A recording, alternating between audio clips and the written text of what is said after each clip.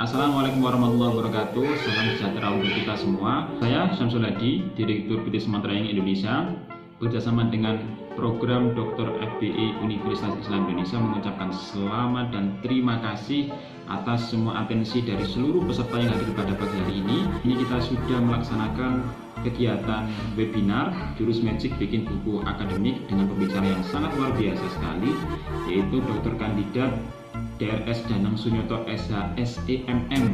Beliau dosen manajemen Jana Badra, memiliki karya 114 buku akademik, kemudian buku dissertasi tertinggi bidang SDM. Luar biasa sekali. Semoga apa yang dapat bermanfaat bagi kita semua dan lingkungan sekitar kita. Sampai jumpa. Assalamualaikum warahmatullahi wabarakatuh.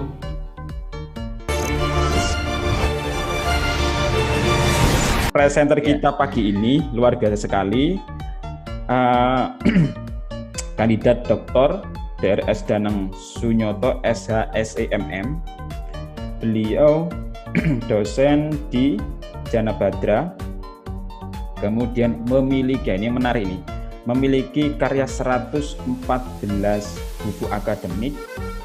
Kemudian buku itu dissertasi tertinggi bidang MSDM dan memiliki SINTA 9,83 dan H indeks 40, I10 indeks 60. Luar biasa ini ya. Nah, dari pagi ini Pak Danang akan berbagi jurus magicnya ini, Pak. Di sela-sela ngajar, di sela-sela melanjutkan studi S3, produktif membuat buku sampai 114 dan itu laris manis. Mestinya royaltinya tinggi nih Pak Danang ya. Insya Allah. Jadi produktif, bermanfaat Pak. Mestinya dunia akhirat Pak, ilmu akan berkembang terus. Oke Pak Danang, dari tema yang ada ini, kita perlu tahu apa nih motivasi Pak Danang membuat buku sebanyak itu. Kemudian step-step yang tercepat bagi kita yang belum pernah menulis buku atau yang sudah menulis buku tapi kurang produktif. Nah, pada materi ini Pak Danang akan sharing itu semuanya, kita kupas cepat Pak ya. Kalau tuntas mesti 2 hari nih Pak. Ya. Kita kupas cepat bagaimana jurus magic bikin buku akademik. Oke, terima kasih. Silakan Pak Danang, kita kasih plus dulu untuk Pak Danang ini. Oke, silakan Pak Danang. Terima kasih. Assalamualaikum warahmatullahi wabarakatuh semuanya. Waalaikumsalam warahmatullahi wabarakatuh. Pada hari ini sebenarnya ini materi yang ringan, sangat ringan dibandingkan dengan yang berat-berat yang terdahulu. Ini hanya berdasarkan pengalaman dalam proses menulis buku literatur. Jadi kalau berbicara masalah teori, bagaimana cara membuat buku, saya sendiri nggak begitu paham. Sehingga saya lebih berdasarkan pada proses pengalaman saja dalam menulis buku literatur. Ini judulnya ini terlalu bombastis. Jurus magic dimanai menurut saya ya bagaimana cara menulis buku yang relatif cepat, tapi bukan super cepat, tapi hanya bagaimana supaya menulis buku itu relatif cepat. Nah, khususnya adalah bidang buku-buku akademik. Nah, dari pengalaman yang pernah saya lakukan selama ini, yaitu banyak pertanyaan-pertanyaan mengenai bagaimana sih cara untuk membuat buku yang cepat di sela-sela mengajar, di sela-sela kesibukan lainnya, mungkin proyek dan seterusnya. Ini banyak pertanyaan sampai ada teman saya yang sama-sama menempuh S3 itu mau pasang CCTV untuk mengetahui kegiatan saya. Kok bisanya untuk Nah, dari banyak pertanyaan bagaimana cara membuat buku, ini saya ringkas nanti slide-slide berikut ini yang mungkin bisa dipahami secara secara gamblang, sederhana saya tampilkan, yaitu ada beberapa tahapan dalam menulis buku, khususnya literatur dan prosesnya. Yang pertama adalah tujuan menulis buku literatur. Nah, ini harus kita pahami dan harus kita mengerti untuk kita mau sebagai penulis atau menulis. Yang kedua, hal-hal yang perlu diketahui penulis buku. Tentu saja banyak hal. Yang tahapan yang ketiga adalah proses menawarkan naskah ke penerbit. Nah, ini menjadi catatan penting bagi kita sebagai penulis buku atau yang mau menulis buku. Buku apa saja sebenarnya ini berlaku, tidak hanya literatur. Tahapan yang berikutnya adalah royalti buku. Nah, ini yang diharapkan sebagai indikator bahwa buku kita itu laku atau tidak, atau berapa buku itu lakunya dan di mana saja. Itu harus kita ketahui. Nah, kita akan bahas tiap tahapan. Nah, di sini tujuan membuat buku literatur. Menurut pengalaman saya, ini ada 4. Nah, ini kebetulan yang saya tampilkan adalah buku kepemimpinan manajerial. Saya tulis bersama asisten saya. Ini buku yang terakhir, yang baru. Oh, yang baru, Pak, ini? Kurang lebih akhir 2000 baru ini. Yang ini baru. Sudah masuk kepemimpinan manajerial. Pak, toko, Pak? Gimana? Sudah masuk toko? Oh, sudah di Gramedia seluruh Indonesia. Wis. Alhamdulillah, insya Allah. Itu sudah ada. Nah, tujuan membuat buku literatur apa? Yaitu apakah sekedar mengembangkan ilmu pengetahuan saja? Kalau kita sekedar mengembangkan ilmu pengetahuan, nah ini akan berkutat pada bidang-bidang itu saja. Artinya kita kurang berkembang dalam artian yang luas. Yang kedua, apakah tujuannya bisnis? Maksudnya, apakah kita membuat naskah buku itu tujuannya adalah untuk mencari keuntungan. Begitu naskahnya jadi, kemudian kita tawarkan ke penerbit, lalu jual putus, atau bagaimana? Kalau hanya bertujuan bisnis saja, siapapun sebenarnya bisa dari kita. Kemudian, apakah tujuan kita menulis buku atau sebagai penulis itu adalah investasi? Nah, karena mungkin bisa sebagai investasi, jangkanya jangka panjang, nilai-nilai strategis ini melalui, ya, tentu saja dengan harapan buku yang kita terbitkan atau buku yang diterbitkan oleh penerbit ini jangka panjang. Ini tentu saja diharapkan. Kenapa? Dengan begitu berarti buku kita laku di pasaran. Itu nilai investasi. Dan nilai investasi dari sebuah buku itu batas mau berapa tahun. Maka ada cetak ulang. Kemudian apakah hanya menyalurkan bakat, minat, dan hobi? Nah, ini tentu saja setiap orang berbeda-beda. Maka sebagai penulis buku ini merupakan bakat khusus atau minat khusus atau hobi khusus yang tidak setiap orang bisa melakukan penulisan-penulisan secara runut. Banyak yang bertanya pada saya, bagaimana caranya membuat buku yang runut? Filosofi saya yang saya pakai adalah ketika membangun sebuah rumah. Tidak ada membangun rumah itu dari atapnya atau dari dindingnya, pasti dari pondasinya. Tapi sebelum pondasi, pemilihan tempat. Ini ada survei-survei yang memutuskan kita untuk membangun sebuah rumah, tempatnya di situ. Kita putuskan. Maka alur ceritanya sudah ada, yaitu survei tempat, kemudian bagaimana rumah itu dibangun dan pondasinya, kemudian dindingnya, dan kemudian atapnya.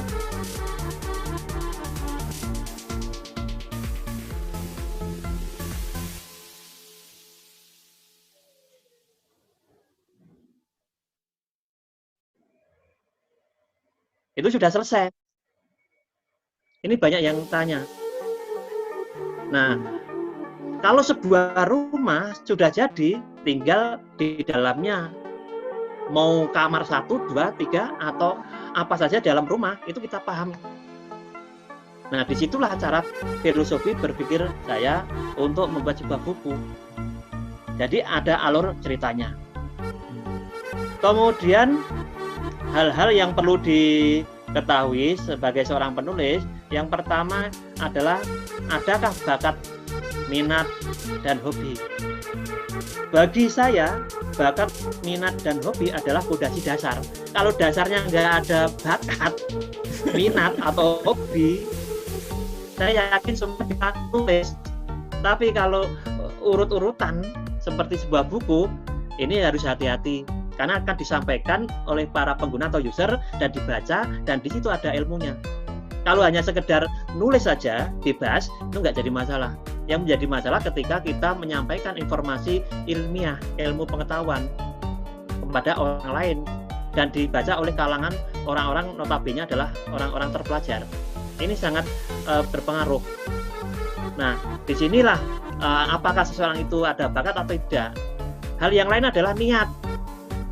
Ada bakat, ada minat, ada hobi, nggak ada niat. Nah, ini nggak jadi buku. Lalu ada waktu, konsisten, mengerti atau memahami materi, sumber materi, penerbit, segmen pasar, saluran penjualan. Nah, kita coba untuk membahas satu persatu.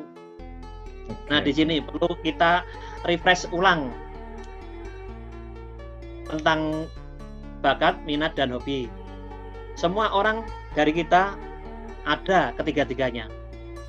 Tapi tentu saja berbeda-beda. Bakat ternyata di sini adalah potensi yang dimiliki oleh seseorang sebagai bawaan sejak lahir.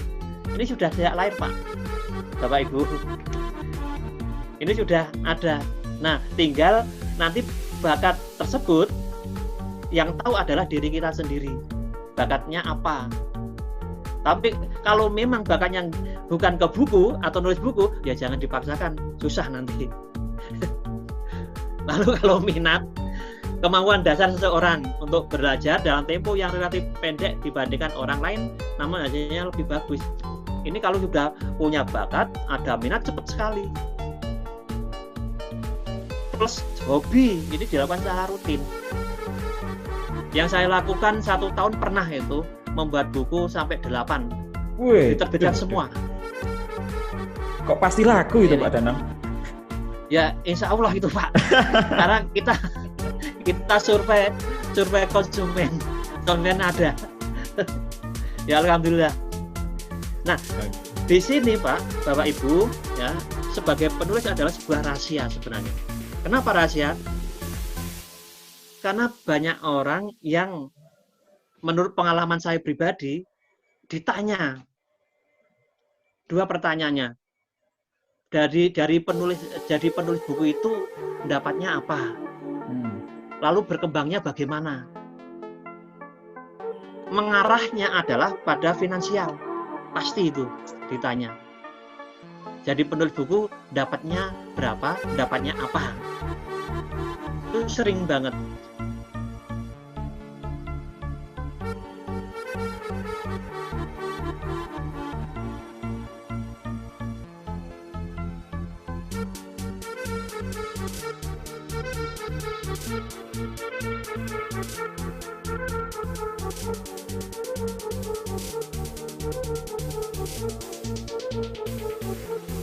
Halo, Pak Danang.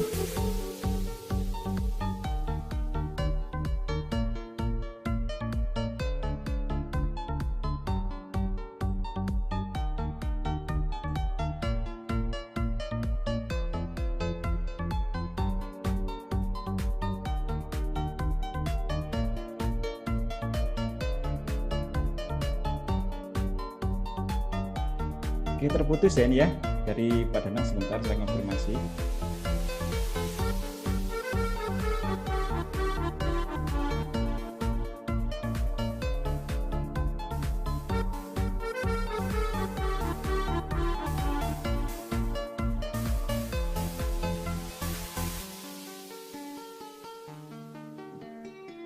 Oke Bapak Ibu, karena Pak Danang, sudah mulai lagi nih Pak Danang, belum ya? Oke, mohon maaf agak terputus, ini saya konfirmasi dulu.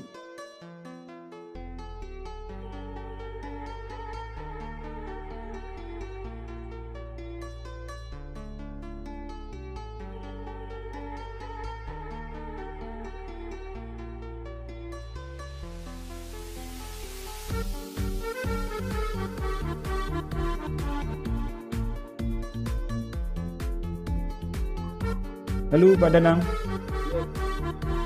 Terputus Pak Danang.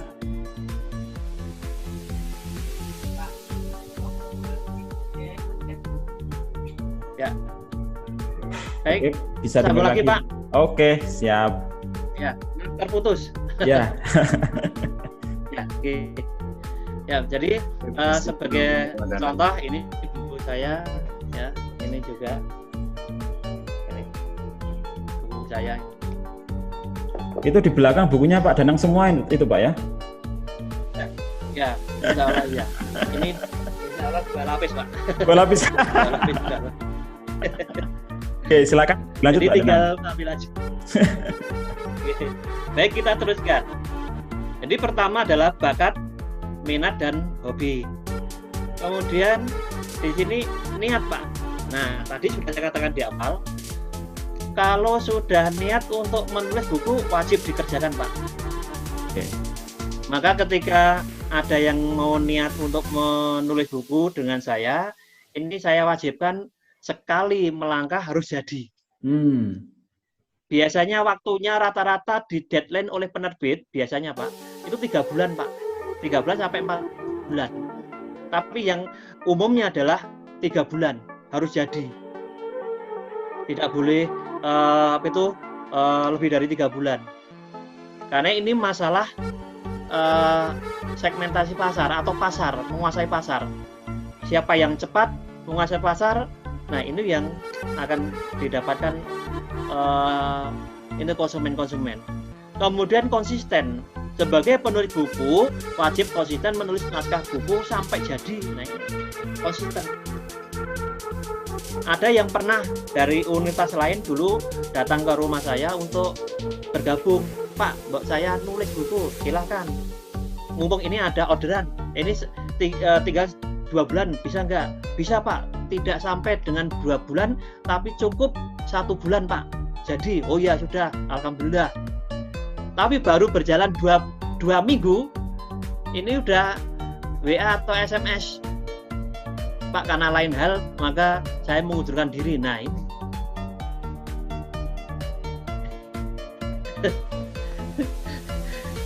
ini tidak konsisten. Maka saya harapkan dengan menulis dengan asisten saya, ini juga saya bilang bahwa ini harus jadi. Siap Pak, dan akhirnya jadi. Nah, ini yang perlu sebagai catatan besar bagi seorang penulis kalau sudah menerapkan atau mendeklarkan untuk menjadi penulis, ya harusnya langsung jadi, atau 3 bulan jadi, 4 bulan jadi, harus jadi itu. Okay. Kemudian waktu luang. Nah, ini sebagai dosen ataupun sebagai pekerja apapun, kalau sudah menjadi sebagai penulis buku harus memiliki waktu untuk menulis. Saya menerapkan dalam 3 bulan itu paling tidak menyisihkan waktu 1 hari 4 jam sampai 5 jam untuk menulis buku. Sehingga ini harus konsisten. Kalau sudah waktunya nulis. Kemudian memahami materi. Nah, sebagai penulis buku harus mengerti dan memahami materi buku yang akan ditulisnya. Jelas ini harus paham betul mengenai materi ini. Jangan sampai menulis buku tapi ya sedikit mengerti atau sedikit memahami buah buku. Biasanya kita lakukan sebuah survei Pak, di toko-toko buku. buku apa saja yang kurang laku, buku apa saja yang laku. Indikasinya apa? Cetak ulang. Buku-buku yang dicetak ulang biasanya ya tentu saja ini indikator laku. Buku yang tidak dicetak ulang biasanya buku biasa. Artinya ya laku tapi mungkin masih sedikit. Tapi kalau sudah cetak ulang, ya biasanya laku. Tapi ada juga cetak ulang itu strategi pemasaran. Biar dikatakan buku bagus, dicetak ulang oleh sebenarnya oleh penerbit sebenarnya tidak begitu laku, tapi karena penting maka seolah-olah ya ini dicetak ulang, tapi hanya sebagai strategi bisnis. Itu udah kita kita pelajari bersama dengan penerbit-penerbit itu. Oke. Berarti cuma sedikit-sedikit Pak ya nyetaknya Pak ya? Kemudian sumber materi. Enggak, kalau nyetak buku ini biasanya standarnya 2.000 eksemplar sampai dengan 3.000 atau 4.000 eksemplar Pak. Kalau buku kira-kira instingnya penerbit itu bagus di pasaran, maka cetak yang 4.000 atau 3.500 atau 3.000. Tapi kalau masih ada keraguan tapi juga terjual nantinya, ya paling nggak 2.000, 1.500 begitu Pak. Jadi penerbit punya insting pemasaran yang tajam untuk ini buku laku atau kurang laku, begitu. Oke. Nah sumber materinya bisa buku nasional, buku internasional. Mau dicuplik sebagian ini strategi Pak dalam menulis Pak, Bapak Ibu. Dalam menulis buku ini kalau mau cepet ada strateginya. Wih, apa ini? Dicuplik sebagian.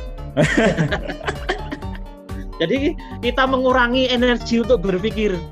Ditetak sebagian, dicuplik sebagian dengan menyebutkan sumbernya Pak. Sumber-sumbernya itu sangat penting. Kalau tidak kita jiplak. Nah, kita hindari penjiplakan seperti itu. Pokoknya semua materi atau sumber materi itu harus ada pencatatan sumber-sumbernya. Jangan sampai terlewatkan. Tapi juga ada dicuplik seluruhnya. Dengan cara apa? Yaitu dengan cara meringkas buku yang tebal tapi penting. Nah, ini kan mahasiswa kita ini kurang begitu tertarik untuk membaca buku yang tebal.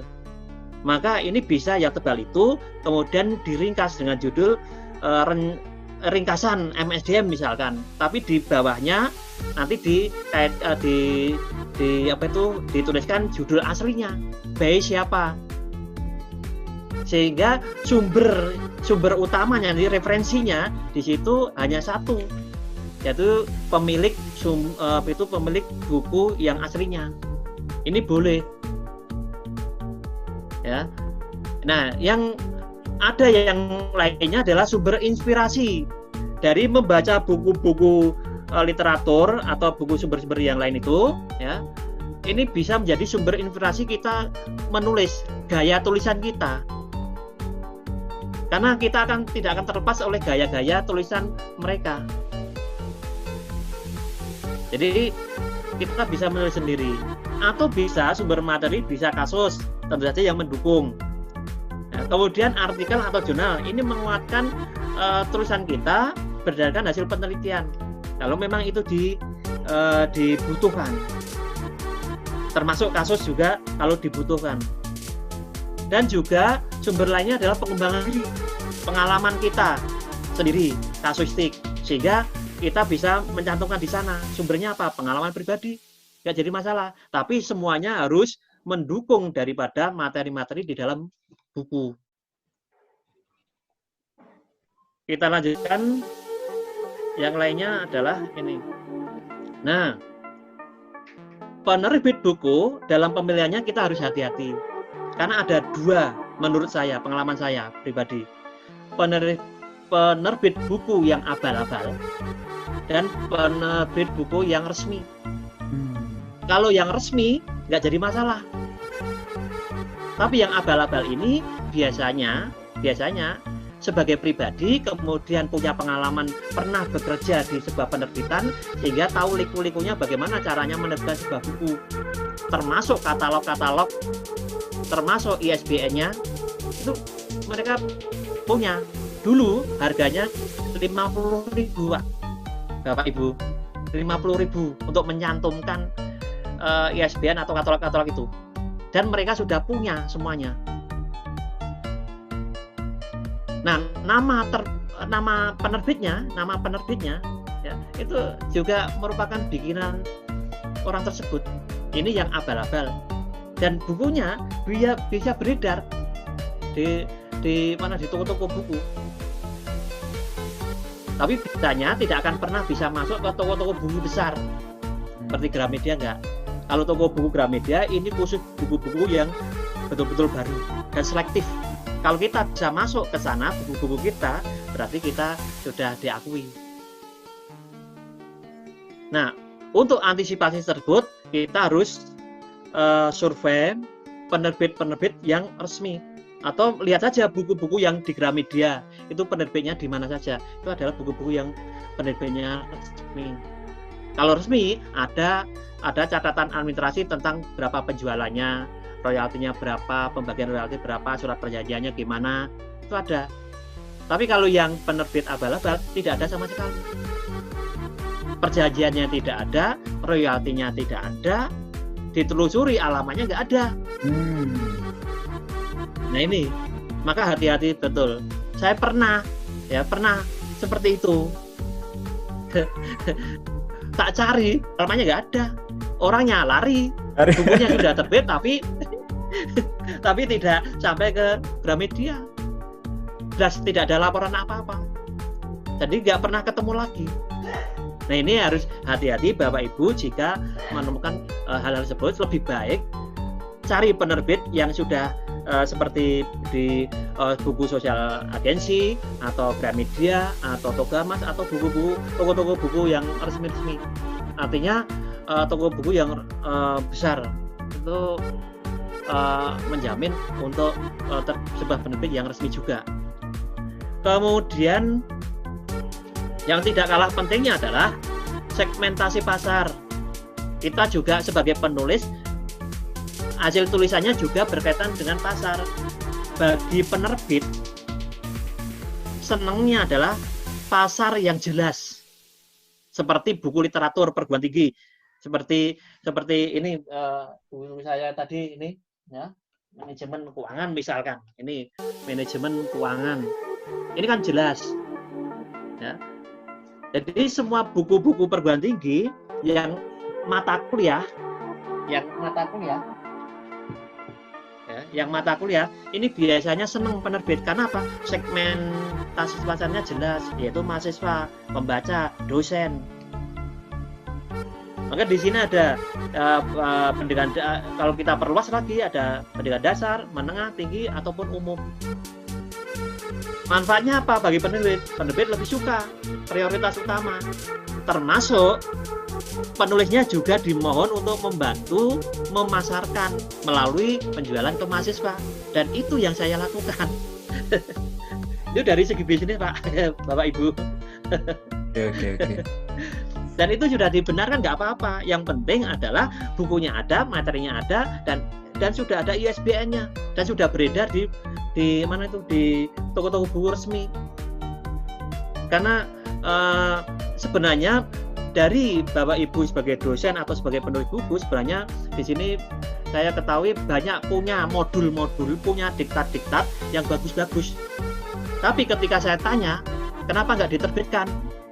Lah mereka bagaimana cara menerbitkannya? Ya itu loh.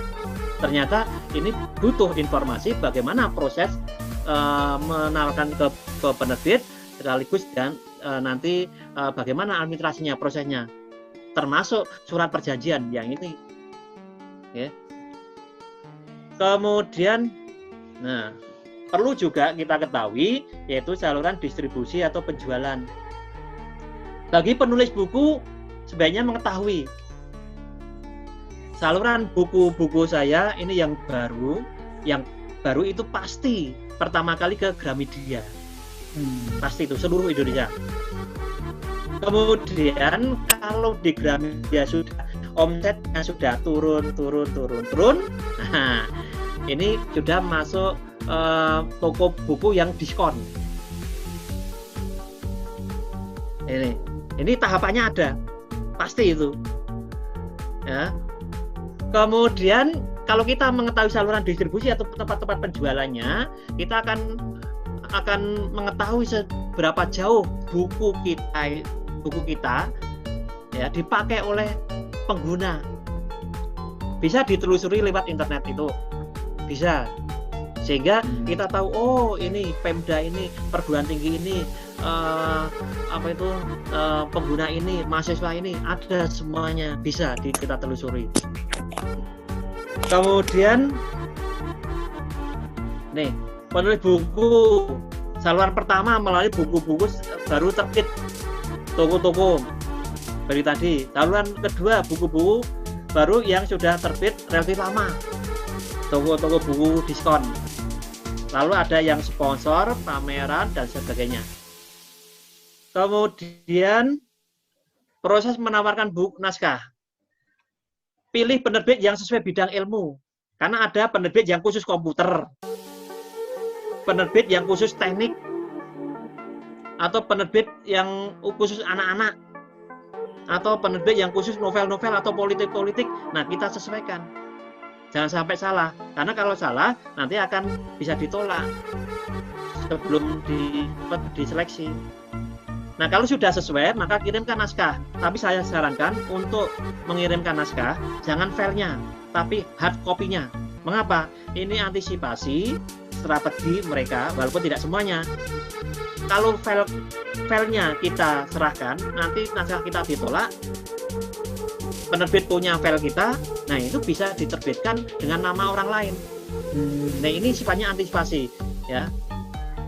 Kalau penerbit yang resmi, ini nggak bakalan ke sana. Tapi ya, ada yang penerbit yang bermain-main, nah ini bisa terjadi. Dan ini sudah saya ketahui banyak itu, beberapa ada. Lalu kepastian diterima atau ditolak. Kalau diterima, nanti kita diberitahu, disurati atau ditelepon, Pak, naskah buku Bapak yang ditawarkan pada kita akan kita terbitkan. Mohon kirim filenya. Kalau mohon kirim filenya, kita juga mohon kirim surat perjanjiannya. Jadi kita melepas file, sana juga melepas surat perjanjian melalui surat, melalui pengiriman. Itu kalau kedua-duanya itu terjadi, jangan sampai salah satu file, tapi dia tidak memberikan surat perjanjian. Nah, ini strategi kita. Antisipasi, kalau kita nyerahkan file ternyata nggak jadi, begitu. Lalu kalau ditolak, sebagian besar yang saya alami, ya, naskah dikembalikan. Ya, alhamdulillah saya hampir 100% buku saya diterbitkan, ya. Lumayan, luar biasa ini, Pak. Tapi gini, Pak, kalau gini, Pak, caranya, kalau penerbit A menolak naskah kita, maka kita tawarkan ke penerbit B. B ditolak, tawarkan ke C sampai D dan seterusnya. Kalau semuanya nolak, ada strateginya. Alasan mereka apa? Oh. Alasan mereka apa? Alasan mereka materinya. Oh, berarti ini judulnya. Maka judulnya perlu dibombastis, Pak. Dibuat. Saya itu pengalaman, saya ditolak, Pak, oleh penerbit A, ditolak, dikembalikan. Saya tunggu sampai 3 bulan. 3 bulan kemudian judulnya saya ganti, materinya sama. Diterima. Ini hanya akal-akalan juga, strategi juga buat kita semua. Jadi jangan sampai kalau naskah kita ditolak, jangan putus asa. Tawarkan penerbit berikutnya. Kalau alasannya apa kalau ditolak? Nah, di situ kita lihat, oh ternyata ya ditolak ini, kita ganti aja. Begitu. Oke. Kemudian royalti buku. Nah, ini sebagai rahasia, Pak, sebenarnya rahasia untuk umum, Pak, ini, Pak, ya. Rahasia untuk umum, tak beritahu untuk umum juga. Gitu ya. Nah, ada yang memberikan 5% dari harga jual bersih. Ada yang 10% dari harga jual kotor. Bagaimana kalau diskon kita tetap diberikan harga bersih atau harga kotor Pak, sesuai dengan perjanjian.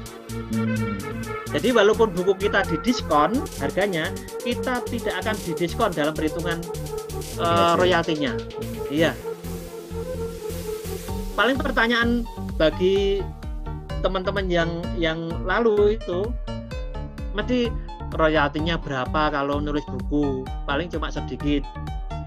Nah, ini kalau ini tak hitung-hitungannya Pak Danang, hitung-hitungannya. Gimana? Hitungan rupiahnya Pak Danang biar lebih menarik. Ya. Ini saya contohkan ya Pak ya. Iya. buku MSDM saya yang booming itu sampai 4 kali terbit, 4 kali cetak ulang. Cetak pertama 2.800 eksemplar dalam jangka waktu 4 bulan. Itu sudah habis Pak. Oh, oke. Dengan harga berapa itu? 80.000 atau berapa itu? Kalikan 10% Pak. Oke. 8.000 Pak ya berarti ya? 8.000 kalikan 2.800 Pak. Oh, berapa itu?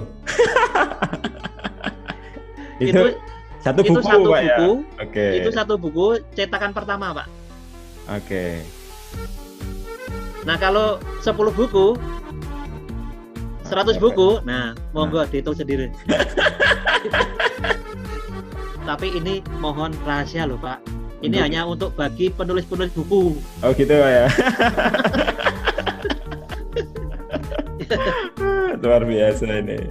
Ini Pak. Nah ini sebagai terakhir, ini saya contohkan Pak, buku-buku saya ini seperti ini. Ada dasar pemasaran, ada metodologi penelitian akuntansi. Nah ini Pak yang baru ya, sumber daya manusia. Lalu ada lagi ini. Nah ini Pak yang lucu Pak. Ya. Konsep dasar riset pemasaran dan perilaku konsumen itu Pak. Itu adalah judul bingung. Judul bingung tapi laku Pak. Bingung. Ya, alhamdulillah sampai cetakan keempat Pak. Kenapa judul bingung? Karena materinya saya tulis dulu, judulnya belakangan Pak. Oke. Saya sempat bingung mau menamainya apa. Ya akhirnya pokoknya asal boom lah. Akhirnya ya seperti itu. Okay. Saya sempat ragu apakah laku atau enggak. Ternyata sampai 4 kali cetak ulang. Nah ini pengalaman saya. Yang ini. Luar biasa ini Pak. Oke. Terakhir. Nah di sini. Ini metodologi penelitian akuntansi. Nah ini ada perilaku konsumen. Ini ada retail ya, BNI retail. Nah ini manajemen pemeliharaan jasa dan seterusnya. Begitu Pak. Nah, ini semoga menjadi catatan dan masukan bagi Bapak Ibu yang mau berkecimpung dalam hal tulis menulis. Monggo ini share pengalaman saja. Kalau berbicara teori saya nggak bisa. Wah ini lebih dari teori ini Pak Danang ini. Oke, terima kasih Pak Danang. Waduh, luar biasa nih. Oh, saya aja banyak pertanyaan ini Pak. Cuman saya persilakan Bapak Ibu untuk bertanya. Bisa langsung dengan menekan spacebar atau menyalakan mic di HP kalau menggunakan HP. Silakan Bapak Ibu.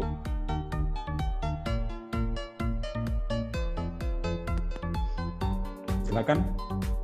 Ada Mas Zainullah. Ada pertanyaan Mas? Tuh, kalau belum ada yang lagi persiapan nulis ini mungkin Pak Danang. Ya, ada pertanyaan begini Pak Danang. Ya. Halo. Ya, silakan. Halo, saya mau tanya Pak. Ibu Ida. Iya. Ya, silakan Ibu Ida, ayo. Habis itu Mas Akil dan Mas Zainullah. Siap.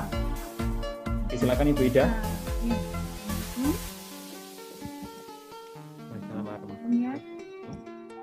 Ini saya kan sudah menulis beberapa buku, tapi dari itu saya mau meluncurkan pada penerbit itu masih ragu-ragu Pak.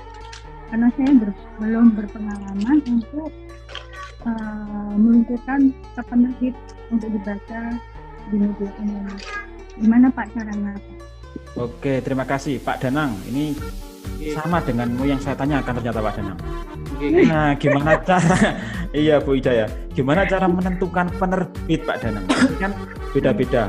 Ahli kimia ada sendiri, ahli ekonomi ada sendirilah. Bagaimana atau mungkin Pak Danang punya draft, punya data penerbit sesuai dengan spesifikasi dan bagaimana menawarkan, apakah langsung ke sana atau by email, by telepon atau apa Pak? Ya, baik.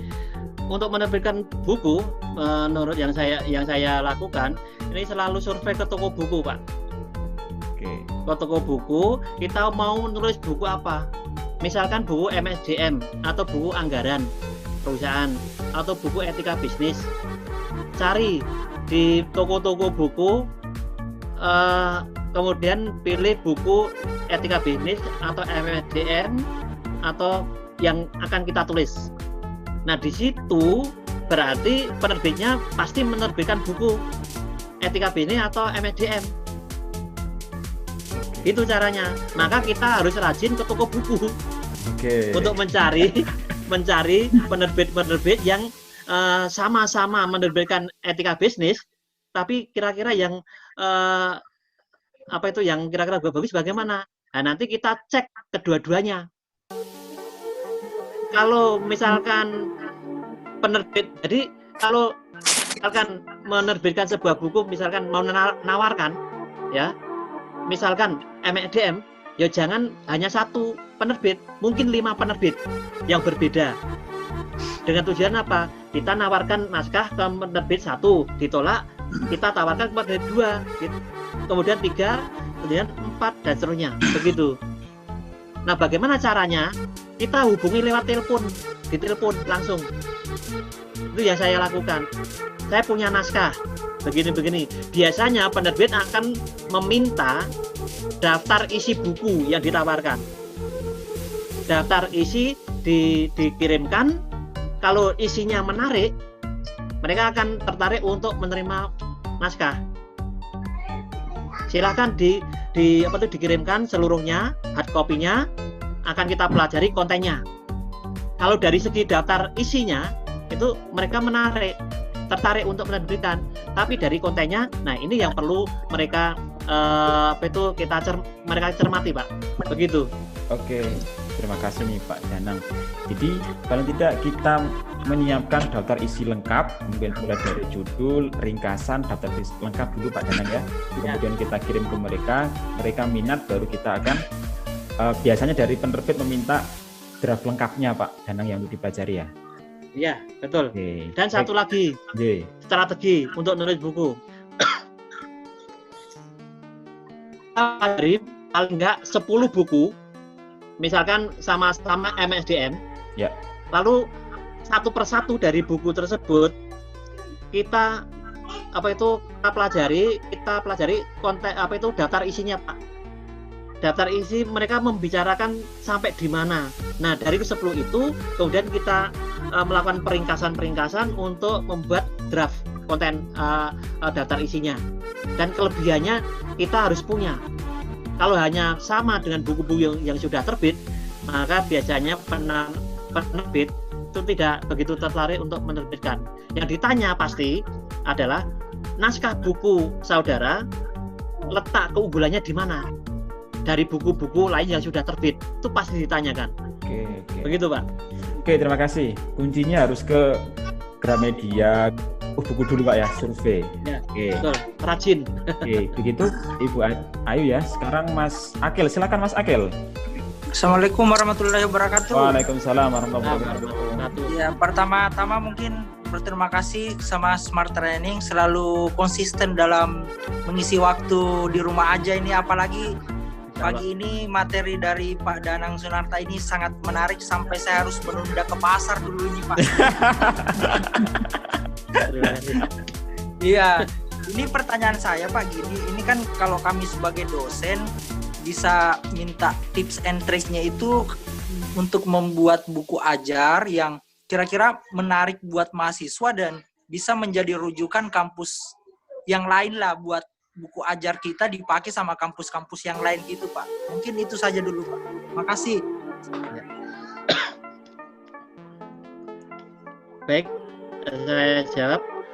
Nah, untuk menjadi sebuah rujukan, tadi sudah saya katakan di akhir jawaban tadi, buku kita harus punya keunggulan terhadap buku-buku lainnya. Karena penerbit selalu tanya, keunggulannya di mana? Kalau tidak ada keunggulan, ya lebih baik tidak usah. Maka kita harus, kalau bagi pemula, saya sarankan untuk selalu konsultasi bagi penulis-penulis yang sudah berpengalaman dalam hal membuat buku. Karena saya sendiri malah konsultasinya pada sales-sales buku dulu. Saya tidak yang tapi sales-sales buku, saya tanya buku yang bagaimana yang dicari oleh mahasiswa, dicari oleh penerbit, dan buku-buku yang laku.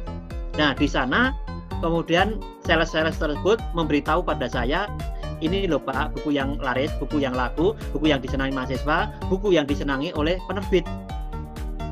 Nah, di situ kita bisa menangkap, oh ternyata selera pasar seperti ini. Maka segmentasi pasar itu perlu kita ketahui dan prioritaskan, kita akan menuju segmen siapa. Begitu. Sehingga kita ngerti betul buku saya itu akan laku di mana. Maka ketika saya cek di Meyulaboh Aceh itu ada juga. Kemudian di Kalimantan, Maluku ada juga. Papua juga ada. Itu saya terusin. Begitu. Monggo. Oke, terima kasih. Kuncinya berarti sales, Pak Akil. Kuncinya bertanya. Bertanya pada sales itu kunci ya. Berarti kita cari sales ini Pak, habis ini Pak. Oke, silakan Pak Zainullah, ada pertanyaan? Oke Pak, terima kasih Pak. Ini saya agak telat masuknya ini Pak. Untuk pertanyaan saya seperti ini Pak, untuk kita yang masih pemula, katakan pemula dalam menulis buku yang ilmiah seperti ini, itu kira-kira untuk meletakkan keilmiahan dari tulisan kita, itu gimana Pak ya? Tadi kan tip dari Bapak diantaranya kita membandingkan dari buku-buku yang lain yang sekiranya kita keunggulan buku kita ini gitu. Ketika ada teori yang sama, kemudian kita untuk agar yang kita tulis itu benar-benar adalah karya kita yang memang tidak ada katakan plagiasi lah Pak. Itu gimana Pak tipnya?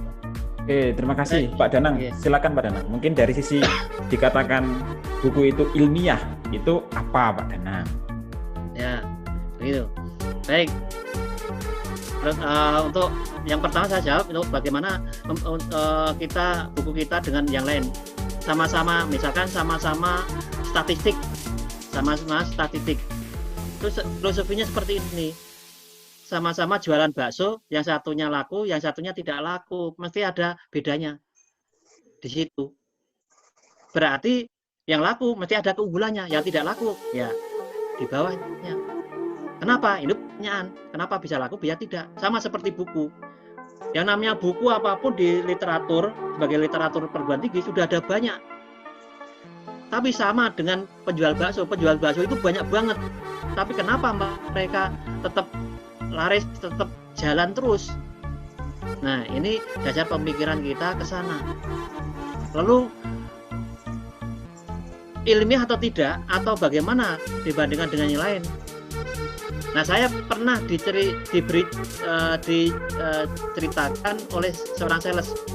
Pertanyaan pada saya, Pak, Bapak menulis buku ilmiah dengan yang tidak begitu ilmiah, itu milih mana? Kalau halaman yang ilmiah sekali, itu biasanya menurut sales tersebut biasanya tidak begitu laku. Karena apa? Mahasiswa atau siapa pembacanya itu harus berpikir juga, memahami. Artinya banyak kesulitan. Dari segi kontennya bagus, sangat ilmiah. Tapi dari segi selera pasar, ini kalau selera pasar itu menginginkan bahwa sekali dibaca langsung paham. Nah, kalau sangat ilmiah, sekali dibaca nggak paham-paham. Nah, ini yang biasanya agak disingkiri oleh segmen pasar. Segmen pasar itu menginginkan begitu dibaca langsung dimengerti, dipahami. langsung bisa diterapkan. Nah, itulah konsep saya dalam membuat buku. Tentang ilmiah ya tentu saja kita berpatokan pada bidang kita sebagai pengajar, sebagai dosen, ya apa yang kita lakukan ya tentu saja berdasarkan ilmiah, berdasarkan fakta-fakta. Begitu. Oke, terima kasih, luar biasa. Ada lagi Mas Syahrul, silakan. Mas Syahrul. Kalau belum, Mas Syahrul belum, ada pertanyaan dari Bu Yuni Siswanti. Ini saya juga pernah baca bukunya, Pak. Beliau menulis di buku SDM, luar biasa ini ya. Ini pertanyaannya melihat konsentrasi disertasi Pak Danang kan bidang SDM, tetapi sukses juga menulis buku topik-topik lain yang bidangnya sama sekali beda. Bagaimana cara konsentrasi untuk menyusun buku tersebut, Pak? Disertasi Pak Danang ke utara, bukunya ke selatan, Pak, katanya. Apakah sambil menulis di sekitar kita harus dipenuhi banyak referensi sesuai dengan bidang yang akan kita tulis? Kemudian seringnya menulis buku sendiri atau dalam, itu pertanyaan kedua ini Pak ya, seringnya nulis dengan tim atau sendiri? Berarti ada dua Pak pertanyaan. Silakan Pak Danang. Iya. Saya menerapkan tujuan ya, salah satu tujuan menulis adalah bisnis Pak. Oke. Itu mengandung strategi pemasaran, strategi bisnis. Kalau seorang nelayan ingin mendapatkan ikan yang banyak, jangan hanya memasang jaring satu, tapi pasanglah jaring yang banyak. Apakah nelayan tidak ngerti jaring? Ngerti. Apakah nelayan tidak ngerti ikan? Ngerti. Maka kalau seorang nelayan ingin mendapatkan ikan yang banyak, maka pasanglah jaring yang banyak, walaupun kecil-kecil nggak jadi masalah. Karena kalau jaring yang kecil nanti dalam jumlah besar ya hasilnya besar juga. Sama konsep saya dalam menulis buku, konsentrasi saya MSDM, tapi juga di situ saya juga latar belakang akuntansi, latar belakang saya hukum juga. Oke. Nah, disitulah saya mengembangkan. Dan biasanya yang di luar bidang saya itu biasanya order. Contohnya ini. Ini Pak. Kewirausahaan Pak ya. Kewirausahaan untuk kesehatan Pak. Oke. Nah, kewirausahaan untuk kesehatan saya di order. Kemudian saya dari konsep kewirausahaan saja kita sudah tahu, tapi bagaimana kewirausahaan itu diterapkan ke bidang kedokteran. Nah, mencari kedokteran yang bisa dibuat wirausaha. Ini sebagai salah satu contoh pemikiran mengapa saya di bidang di luar bidang saya. Nah, kita pelajari betul, tapi intinya adalah konsepnya kewirausahaan kita pegang. Hanya aplikasinya di lapangan, apakah bidang kesehatan, bidang yang lain nggak jadi masalah. Hanya kita referensinya yang banyak juga. Oke. Begitu. Oke. Yang lainnya Pak, apa tadi? Tadi seringnya nulis tim apa sendiri Pak Danang? Awalnya karena saya merasa belum pengalaman dulu, saya selalu sendiri. Oke. Nah, ketika saya sudah beberapa punya buku terbitan sendiri, ya sudah agak lumayan banyak, maka saya percaya dirinya tumbuh untuk mengajak teman-teman yang belum pernah membuat buku, saya ajak untuk membuat buku kolaborasi. Tapi untuk mencari teman, untuk mencari orang lain untuk menulis kerjasama dengan kita, itu juga nggak gampang. Kenapa? Itu termasuk bakat, minat, dan hobi. Kalau nggak bakat, minat, hobi, susah banget. Maka saya udah ratusan kali untuk mengajak teman untuk nulis, tapi ya nggak ada, sedikit banget, mungkin hanya 0,5% tanggapannya. Lalu Oke, ini katanya nulis itu susah. Apanya yang susah? Wong belum dilakukan kok susah. berarti ini ngantri nih, Pak Danang. Ngantri berkolaborasi dengan Pak Danang ini nulisnya nih. Monggo, saya siap. Bisa nanti menghubungi WA admin, nanti tim kami akan mengkolaborasikan ya. Bisa menulis dengan Pak Danang, wah, luar biasa. Silakan Mas Syahrul. Senang ada hati. pertanyaan?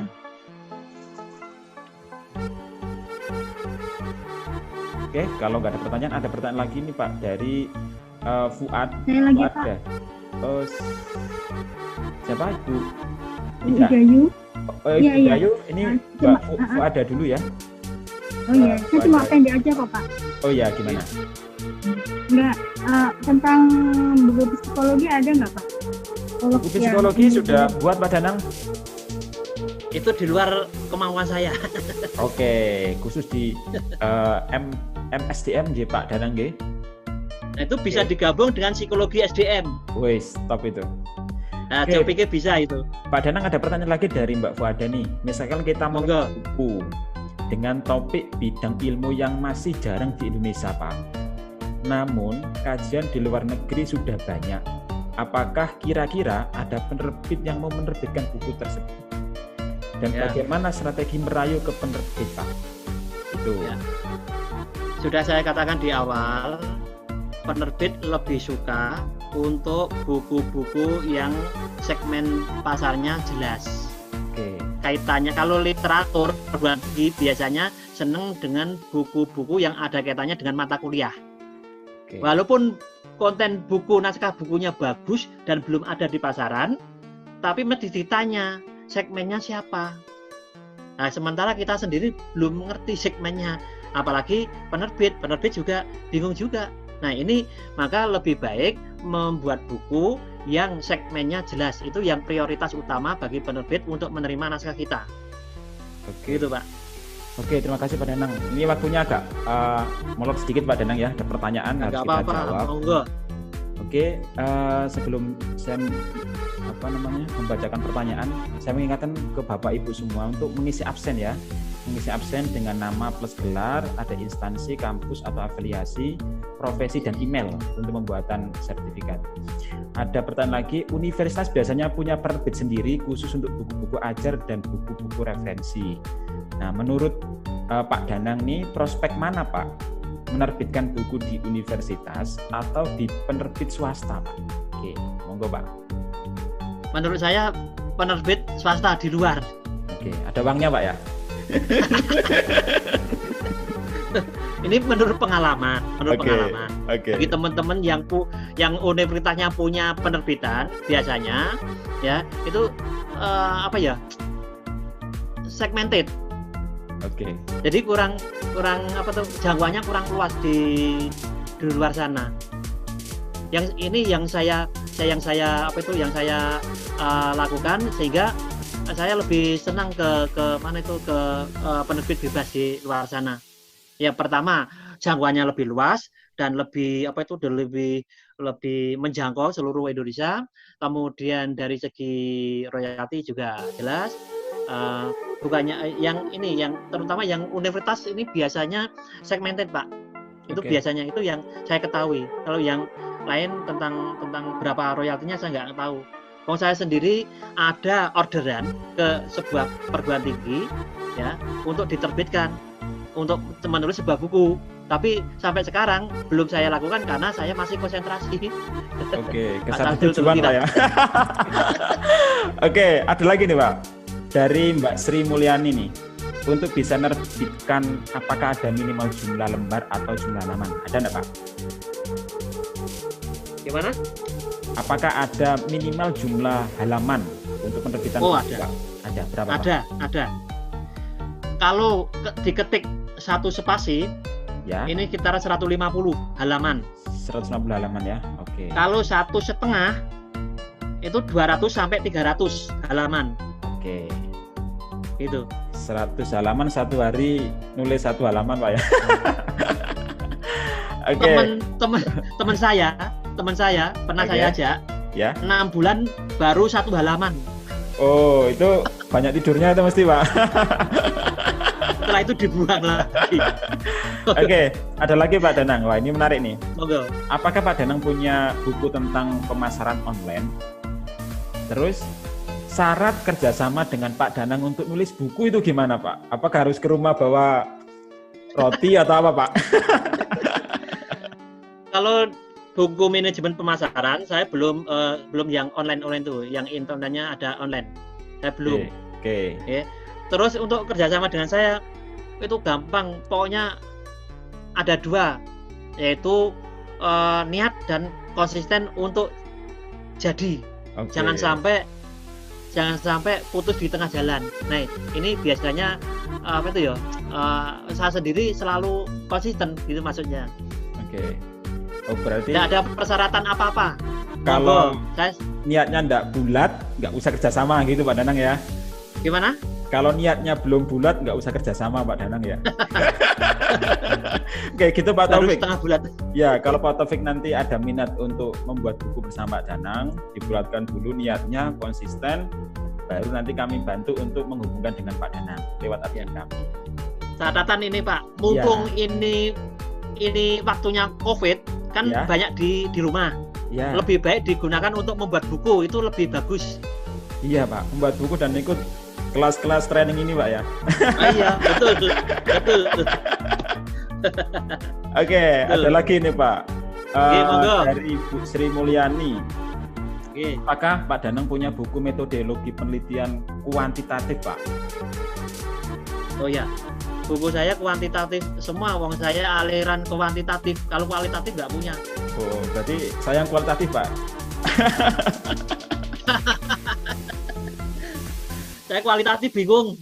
Oke, ada lagi Pak ini.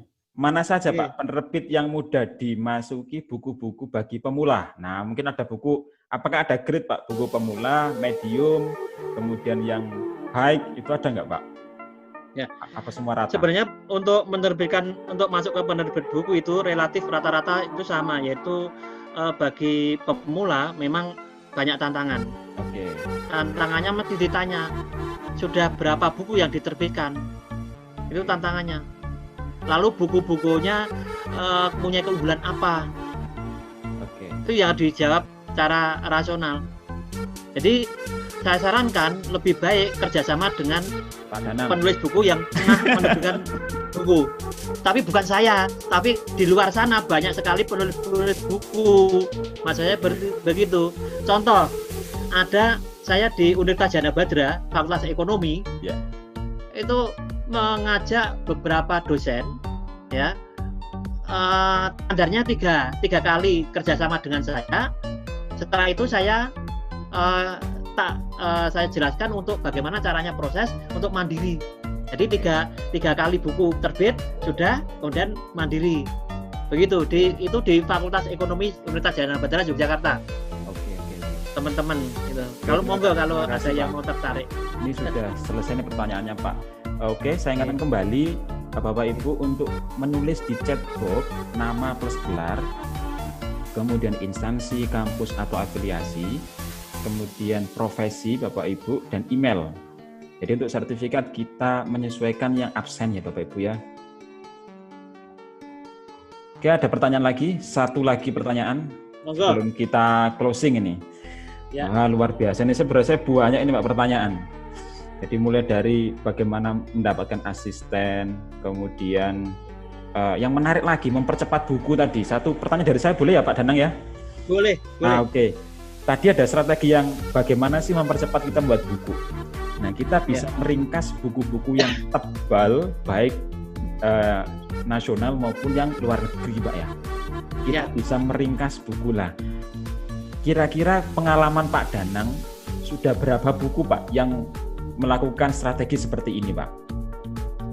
Kalau saya ada dua strategi tadi, yaitu menulis sendiri kalimat dan ada yang mencuplik sebagian, itu aja. Kalau yang meringkas saya belum pernah, tapi saya pernah beberapa kali membaca buku ringkasan dari penulis lain. Oke. Berarti paling saya sarankan, gimana?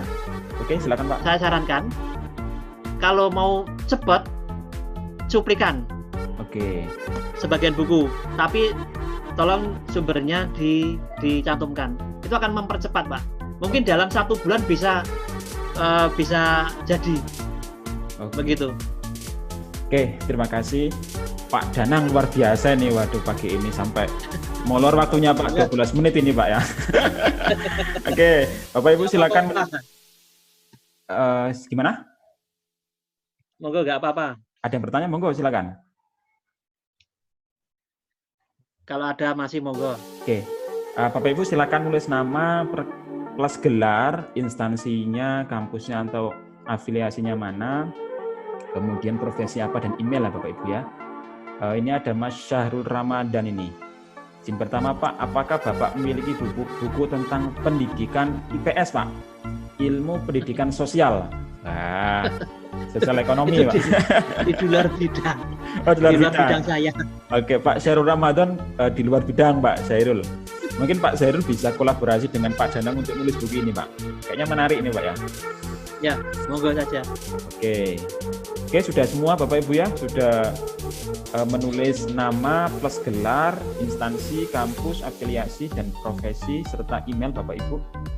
Kalau sudah, kelas ini akan kita tutup, dan absen sudah otomatis ketutup ya. Untuk Iya, silakan. kerjasama untuk bisa konsultasi dengan Pak Danang melalui bagaimana Pak? Oh, nanti untuk konsultasi dengan Pak Danang, nanti bisa chat aja di WhatsApp admin kami, nanti bisa saya share nomor kontak Pak Danang.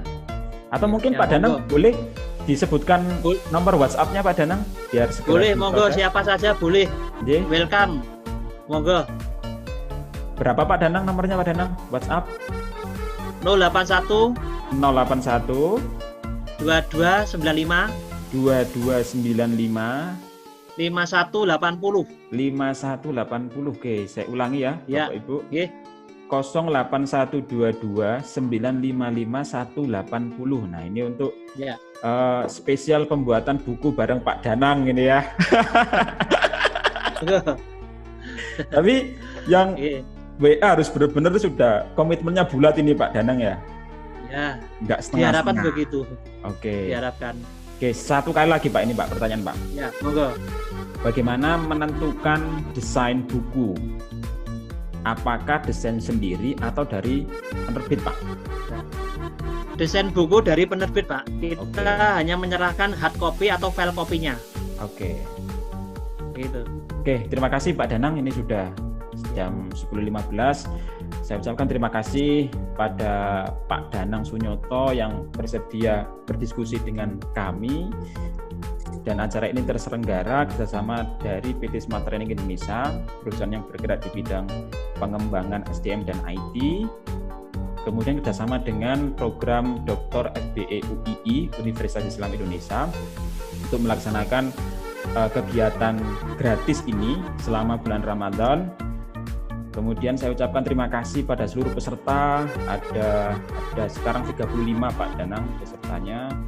Ada Mas Zainullah, Mas Adiono, Mas Agus, Mas Bakti, Mas Eko, Mbak Fitria, Mas Frans, Mas Gede, Mbak Idayu, Mas Iwan Nugroho, terus Mbak Lia, Mas Ferry, Mas Muhammad Amin, Mas Akil, Mas Mustolik Halibul Umam, Mas Nazifa, Mbak Naraswati, Mbak Rifka, Rizky, Fuada, Mas Dia Budi, Sri Dwi, Sri Eka, Sri Mulyani, Sunarta, Syahrul Ramadan, Taufik, Windows, Yosi, Yuni, Pak Suswanto, Mbak Yuni, yang terakhir Mbak Yunita Lesreningsi. Terima kasih semuanya. Semoga pertemuan hari ini bisa bermanfaat bagi kita semua. Halo. Terima kasih. Oke, terima kasih. Assalamualaikum warahmatullahi wabarakatuh. Waalaikumsalam warahmatullahi wabarakatuh. Waalaikumsalam warahmatullahi wabarakatuh.